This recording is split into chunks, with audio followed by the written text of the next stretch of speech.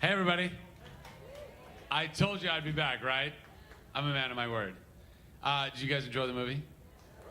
Fantastic, fantastic. All right, well, we have a panel for you to enjoy. You guys ready for the panel? I'd like a little more enthusiasm than that. Well, you ready for the panel? Yes, we are ready for the panel. I don't care what time it is. Please welcome to the stage, in no particular order, except for the order they gave me on this card, Cameron Monaghan, James Freshville, Johan, Sam Maydew, and Alec Puro. Bada bing!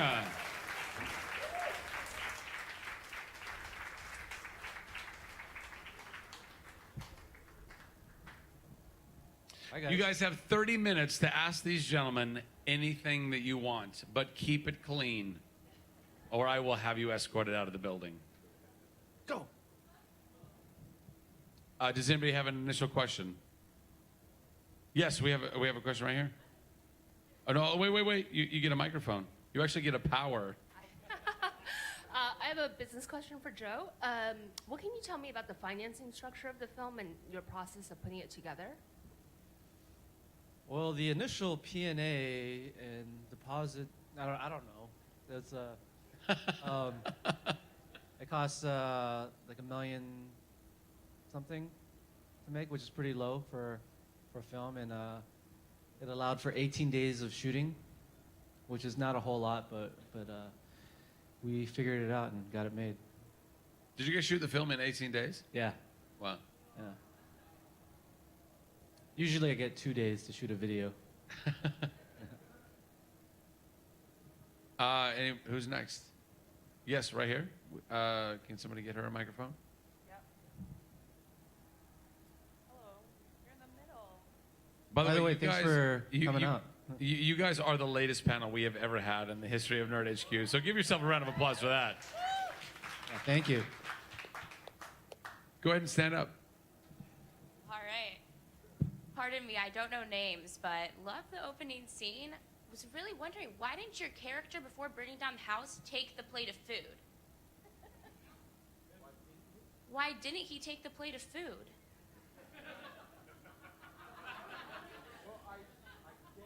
Do you not have a microphone? No. Take that from Sam. Sam, give him your microphone. It should be on. Is it on? Yeah. There you go. I guess, from what I've read about methamphetamines, that it is a huge appetite suppressant. And aside from what was apparently the rage that he had for his mother to end her life like that, he didn't want that dinner. Fair enough. Thank you. By the way, your Star Wars dress, I don't know if anybody notices, these are the sheets that I used to have as a child. I literally had those sheets as a kid. That's fantastic. Okay, continue. Sorry. Who's next? Anybody else have a question? Yes, right there in the blue shirt. For everyone but Joe, how was it working with Joe? Was he hard, easy? Did he yell a lot? How was he? I can answer that question. Yeah. Super mean. Slave driver. No. Super fun collaborating musically with Joe and the rest of the guys, and kind of didn't feel like work at all. It was definitely got to kind of take it to that place and push it, and it was awesome. Yeah, he screamed a lot. He was angry. He would, hit us sometimes. It was really abusive. No, I mean, Joe's like the most laid-back guy I think I've ever met. He's quiet and focused and fun to work with. Yeah. A lot of good ideas for someone who has a pretty important day job. He, very visual. A lot of depth. Gentlemen, I've been instructed that one of you might be sitting on a microphone. So perhaps stand up and look under your butt, because you might be sitting on a mic. James, stand up. Oh, baby, bravo! What's it like to have a mic in your ass? Do you want to Don't give answer my that opinion question. or hear the account? Do not answer that question. Another question right here. No, wait till you get a microphone. That is the power. Hi, I was just wondering, as you guys actors, what did you think about reading the screenplay the first time? It's a very intense film. I didn't know what I was dealing with. It was odd and twisted and sinister and weird, and this ensemble piece, and with this narrative that was switching all over between these characters, but in this weird way, it makes sense, and there's this emotional through line throughout the movie that had me hooked and had me interested and had me rereading stuff. Yeah, there's like specific scenes even in the audition that we had. I had like that scene with Adele where she's messing with my head, and it's so out there, and I didn't know what to do with it, and I think we kind of figured it out in that audition. And once we figured out where we were going with that, kind of gave the direction for the rest of the movie for me.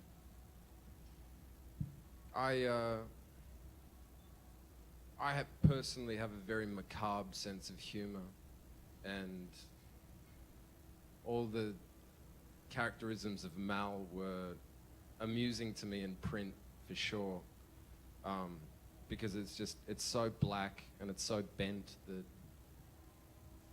if you can't find comedy in something like that, then it's going to be a hard thing to play with, because the character didn't really have too many dimensions. It kind of started here, and he had no redeeming factors at all, and he just went down and down and down. And so I certainly responded to the comedy of it. At the same time, the commentary of it too. Yeah. Who's that? Yeah, right here. This question's for Johan. What motivated you to do this project, or what inspired you to undertake this movie making? Well, I got the script from Sam, and he works with Vincent. Vincent adapted this from a novel by Eric Bogosian. Really cool writer and playwright and actor. When I read the script, I couldn't put it down. A lot of times when I read scripts, I have to take a break to kind of figure it out. But I really engaged with the actors, and it made me think in a way that I felt like an honesty to the characters, for as weird as it was, and as I felt there was a lot of it that was unorthodox, but still made a lot of sense to me. And I immediately thought of things that I connect with, and themes I could really show visually, and was really excited about seeing these characters come to life. Yeah, right here. Go ahead and stand up. My question's for Cameron. Were you able to relate to Jeff in any way? Would you sometimes have the same thoughts as him, or no? Yeah, I mean, Jeff is this kind of isolated kid. He's this, introspective guy, bookworm, who puts on this kind of tough front of cynicism, but underneath it all, he's vulnerable and he's amazingly curious about the people around him. And I think that most people have that kind of duality. They have that sense of having to put some sort of front of whatever, of the world is this awful place and nothing good comes out of it. But deep down, he believes that there's good in these people. And, he's kind of proved wrong a lot of the times in the movie, but, really. Yes, right here. I'm a big fan of Mr. Hans, your videos that you've done with Lincoln Park and the imagery that you use.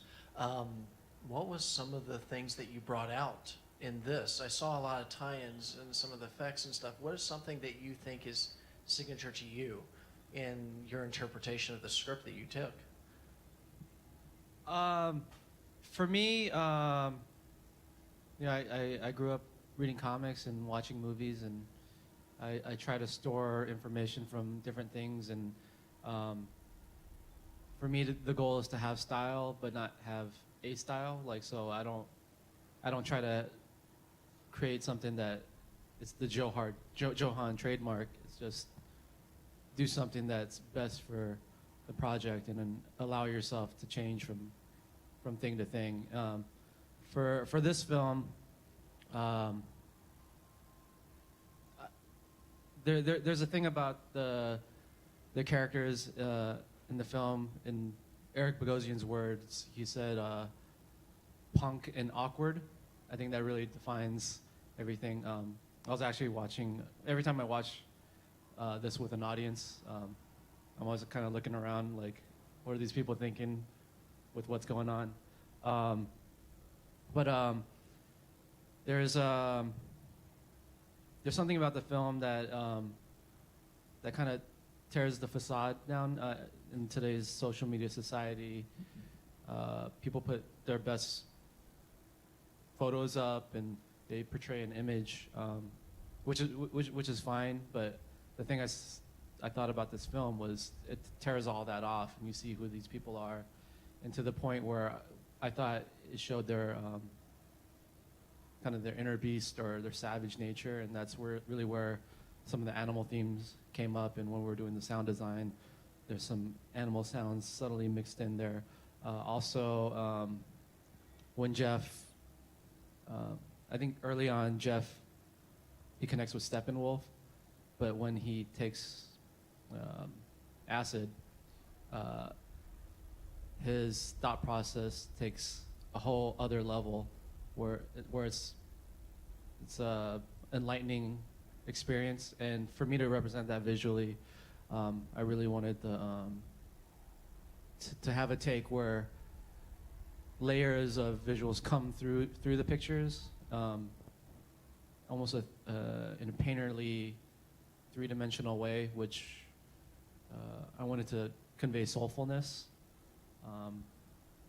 So those are a couple of things amongst many. Are those themes that you feel like you've used in your music videos before, or are those themes that you feel like are brand new to the film? I think maybe some of the techniques I've used, but the context of it's different. Like I've used the data mosh technique. Sure. But in videos you don't really get to play with the acting and the dialogue and the sound. You're kind of working in the inverse, where the song structure defines your structure for the whole piece, and then you have like 10 days to do it. Yeah. Next question. Right here in the front. Me? Oh, Sure. This question is for James. What do you think led your character to become a murderer? And for Cameron and James, how did you mentally prepare for such complex characters? And to the whole casting crew, on a scale of 1 to 10, how hot do you think Cameron is? Cameron's a 10, easy. 11. 11. Red hot. What if 10 is the lowest? We did not get a qualifying. If we're you might within need to be a a 1. spectrum of 10 to 11, Cameron is definitely an 11. What were the first couple questions? We got distracted.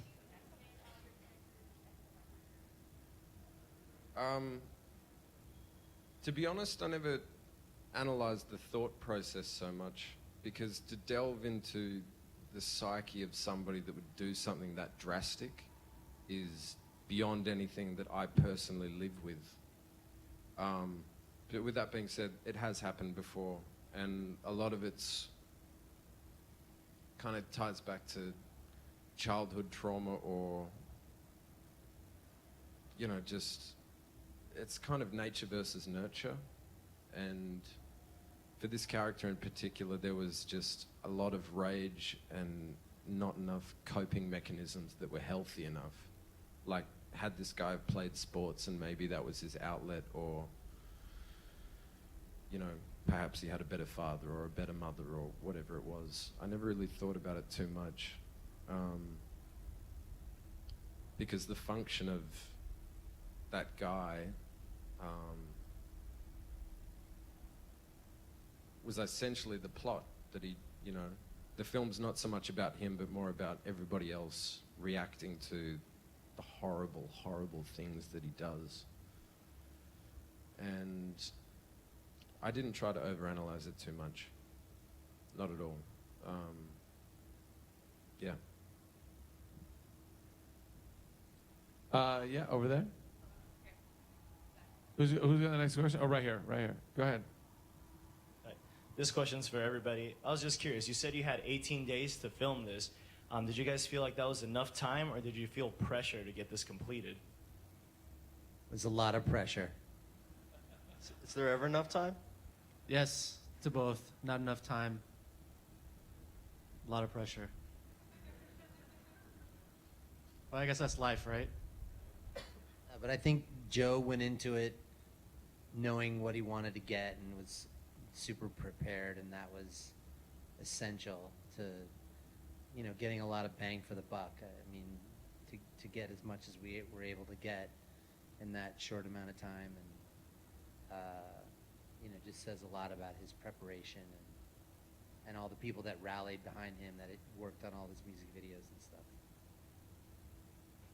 Did you find yourself at times shooting a scene, for example, that you had envisioned differently, but you had an hour instead of 3 hours left in the day, and you knew that you only had an 18-day shoot, so you had to adjust and shoot it in a completely different way, but then found yourself going, wow, this scene actually worked out even better given the circumstances that I was crunched into than what I had originally envisioned. Did any of that kind of happen for you?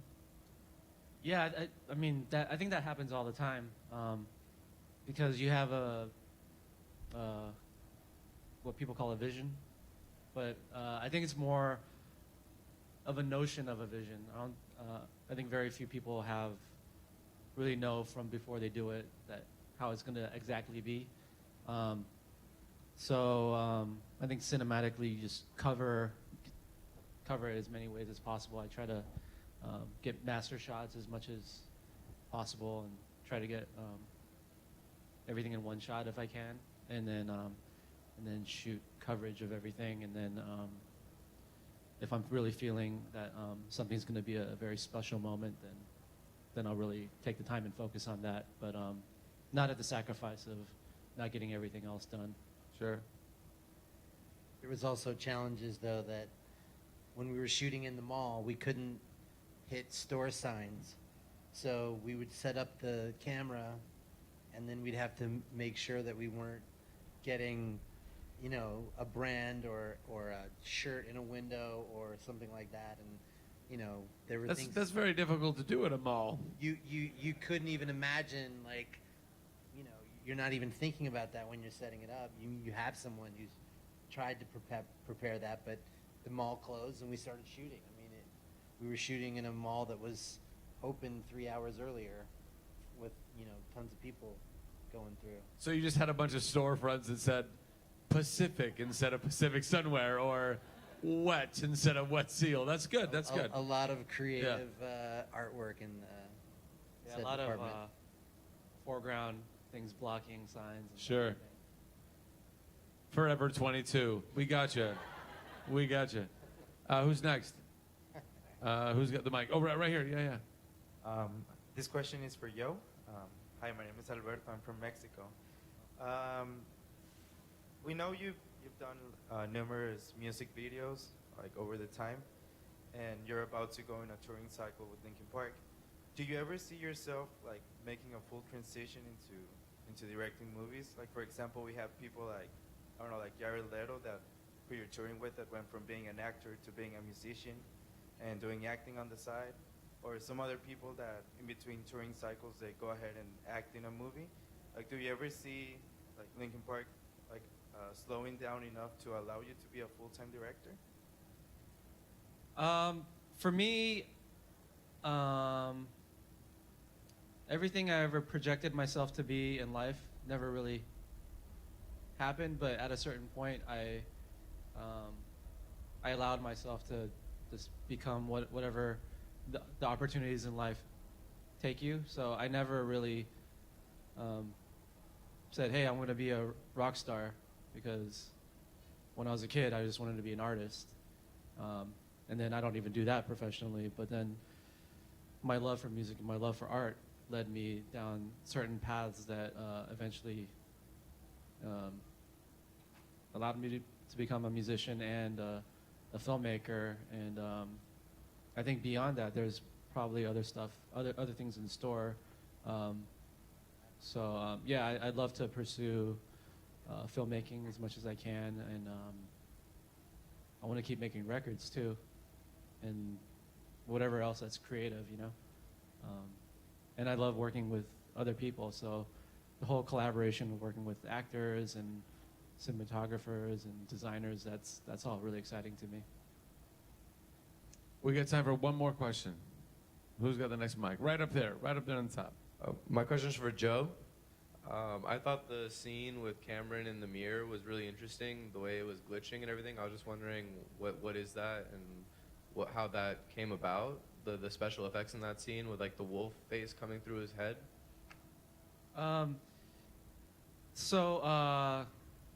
For me, Cameron's character Jeff is the journeyman through the film, and he's the one that's actually changing, and there's a lot that's in him. He's a very smart guy. He's a very creative guy. You see that early on through his imagination and sizing people up, and for the most part, he's pretty accurate with his judgments, but he does it in a very arrogant way, which is at the same time immature. And I think in this story, he grows up really fast in the period of 24 hours. And he comes to realizations, and part of the thing that helped him is actually taking these drugs, which through the special effects, when you first see it, it's really scary. It's frightful, and he's seeing all these things. But then throughout his journey, you see him connecting with people, and part of his hallucination and tripping on things, he's able to connect with the different characters on different levels. And when he's looking at his reflection, he's seeing those people and seeing himself somehow connecting to all those people. And earlier on, I said that's the soulfulness that I wanted to get out of it. And I used a technique called data mosh, which was originally created by I believe his name was Takeshi Murata back in the 80s. Back then, he was the only one that knew how to do it, and now it's a computer program. But yeah, I just wanted to be able to show Jeff connecting with the world on many different levels to the point where he's even able to make the connection with the Haitian security guard dying and reconnecting with his wife. And then throughout his journey, he's connecting with the wolf, which is really his way of connecting with Mal at a certain point. And then when Jeff and Mal encounter each other in the woods, it's almost like they already know each other, and that's because Cameron has become aware by that point of what's going on. Cameron, did you have anything to add to that? I kept seeing you bring your microphone No, up to I your gotta mouth. say that scene was one of those scenes where you blindly have to put your trust into a director. It was like something that was kind of added somewhat last minute what we were gonna do. Like it wasn't really scripted, And we walk into this bathroom, we bring a camera in. And he's like, "Okay, now start snarling like a wolf."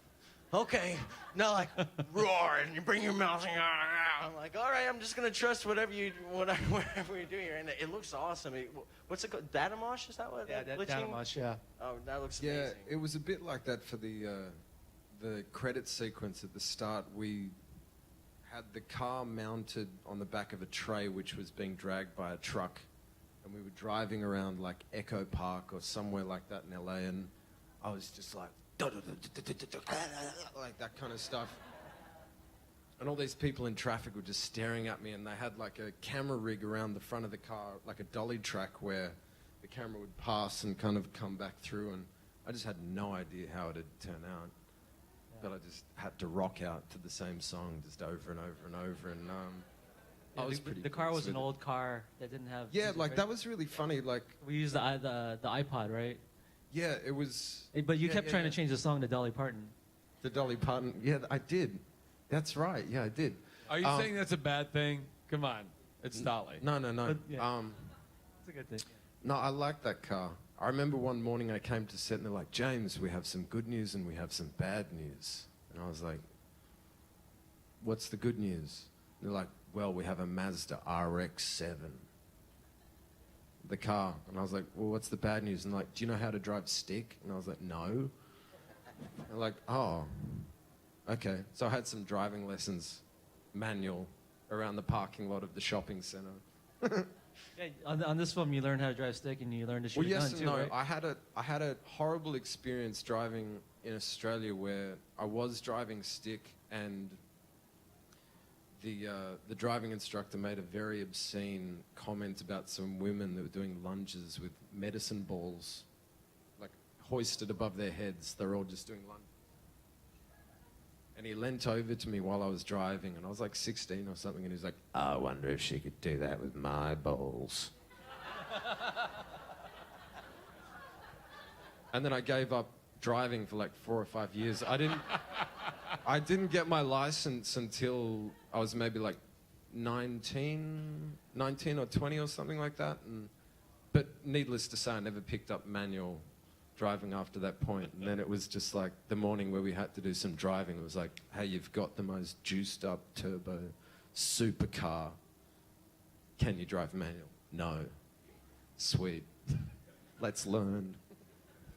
Well, on that note of James and the balls that scared him away from being a manual driver, ladies and gentlemen, that is our panel for tonight. So let's give these gentlemen a round of applause. Thank you so much for being here, guys. Thank you so much. Keep it going, keep it going. You guys are done. That's it. That's the whole kit and caboodle. Give them a round of applause again.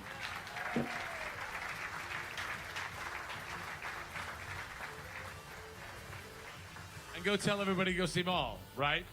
That's the deal.